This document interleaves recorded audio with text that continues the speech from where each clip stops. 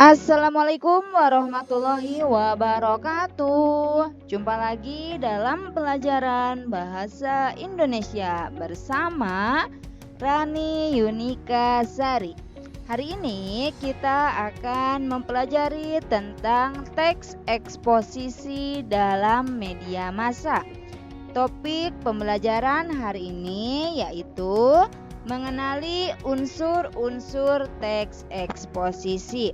Nah, jadi setelah mempelajari materi ini diharapkan kalian mampu mengenali informasi teks eksposisi, baik gagasan dan juga fakta, dan pola-pola pengembangannya dalam artikel ilmiah populer.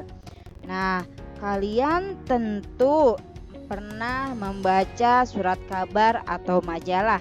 Nah, di dalam media massa kalian akan dengan sangat mudah mendapatkan teks eksposisi. Kalau ingin mengenal lebih dekat dengan teks eksposisi, sesungguhnya dalam percakapan sehari-hari pun dengan mudah kita mendapatkannya.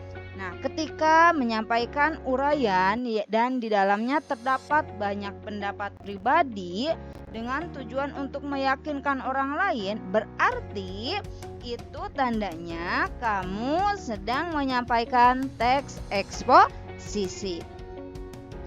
Nah, jadi apa sih pengertian teks eksposisi? Teks eksposisi adalah teks yang berisi paragraf atau karangan yang di dalamnya terkandung sejumlah pengertian dan informasi yang disajikan secara singkat, padat, akurat, dan tentunya mudah untuk dipahami. Teks eksposisi terutama di dalam media massa dapat berupa esai, tajuk rencana atau editorial, ataupun tanggapan kritis. Kemudian, bagian-bagian teks eksposisi itu dibentuk oleh dua unsur utama. Yang pertama ada gagasan. Gagasan disebut juga ide ataupun pendapat. Isinya berupa pernyataan yang mungkin berupa komentar, penilaian, saran, dorongan, dan bujukan. Kemudian bagian yang kedua itu fakta. Fakta adalah keadaan peristiwa yang merupakan kenyataan atau sesuatu yang benar-benar ada atau terjadi. Dalam teks eksposisi, fakta berfungsi untuk memperkuat gagasan sehingga diharapkan lebih meyakinkan khalayak.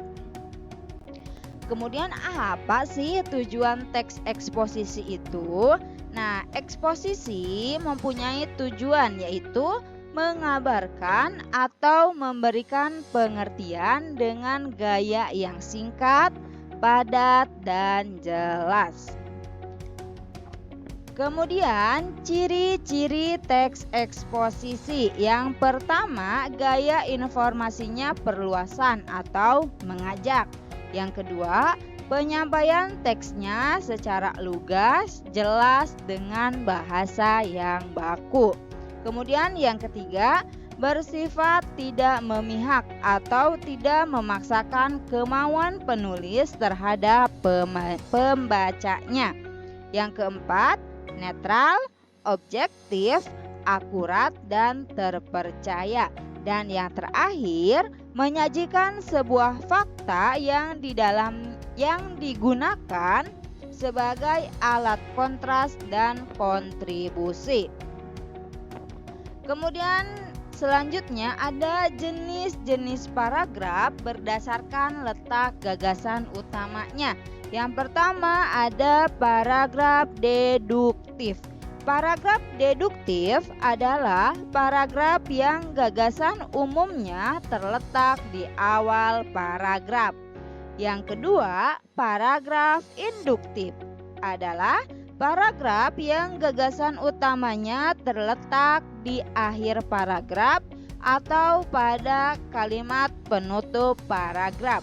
Yang ketiga, paragraf campuran, yaitu Paragraf yang gagasan umumnya terletak pada kalimat pertama dan kalimat terakhir. Nah, itulah pembahasan tentang unsur-unsur teks eksposisi. Semoga bermanfaat. Terima kasih. Assalamualaikum warahmatullahi wabarakatuh.